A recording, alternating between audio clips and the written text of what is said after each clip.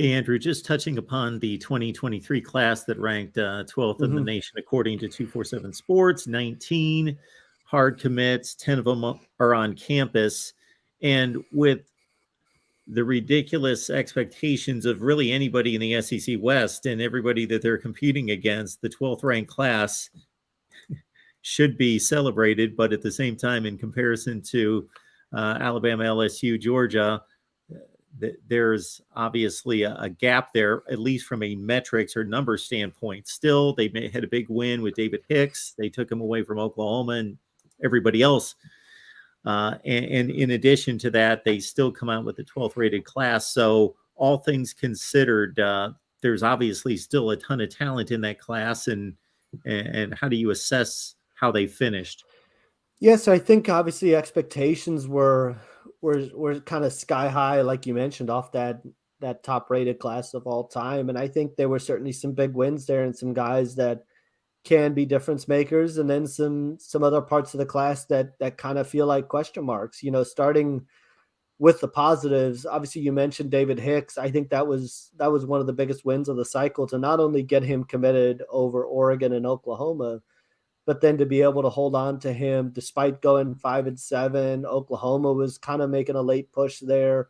Oregon was making a late push as well. So to avoid any drama and be able to keep him in the fold and have him locked in heading into the early signing period was really big. And then Ruben Owens, I think, is another huge one. He was a guy that even when he committed to Louisville, I kind of felt like at some point A&M was going to make a run again. They were going to be able to kind of get him on campus for a visit and make their push. And he didn't end up making it in town for a game, but he was one of the first guys that Jimbo Fisher went in, saw once the contact period opened, and spent an entire day with him, which really meant a lot to Ruben Owens.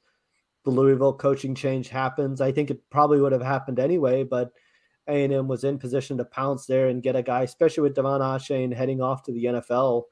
I think that's huge to be able to get a guy like Ruben Owens, give Bobby Petrino, he's going to have a lot of weapons to work with. Probably the best group of offensive talent that he's ever had the chance to work with, and I think Ruben Owens is certainly part of that. We're able to hold off pushes for a couple other guys too. Javon Thomas was really touch and go there for about the last week. TCU had a ton of confidence. Obviously, they had quite a bit of momentum in December with their um, college football playoff push, and they really felt like in the last week that they were going to be able to flip Javon Thomas. And so for A&M to hold on to him, hold on to the offensive line group that they had, I think those were the strong points. And Marcel Reed, let's give them credit for being able to get a guy like him.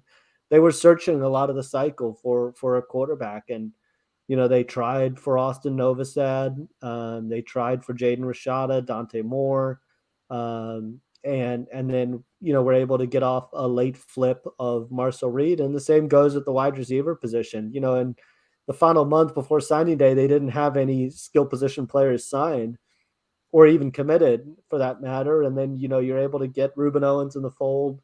You're able to get Micah Tease. You're able to get Raymond Cottrell and Jaden Platt, all his late flips. Not bad. Probably you don't want to rely on flips and being able to pluck guys away from other schools every cycle, but they stayed with it and were able to add those guys to the class. Now, as I mentioned, I think the biggest question mark is at the linebacker spot, and that starts with losing Anthony Hill. That was a massive blow at a position of need, and probably one of the better players I've ever covered. I mean, he is just an absolute game wrecker, a monster, every word that you could describe. And so, I don't think it's possible to find a guy that could fill that void. Once he decommitted, once he went to Texas, that's just a blow that you're not going to be able to find a guy that's able to match up to him. I do think that Torian York is a nice late ad. A guy that was committed to Baylor, had Duke after him as well late in the cycle, was incredibly productive at Temple, and was just it was just a matter of the measurables kind of got him right. The measurables were colleges looked at it and were kind of hesitant on that front, but was a guy that had 100+ tackles, as a senior and a junior and a multi-year starter. And then Chance Johnson, I think, is going to need some development as a guy that's a little bit new to the linebacker position. And and Damian Sanford, I think, was an underrated pickup as well. But I think the linebacker spot's going to be the one that people kind of look at this class and keep an eye on.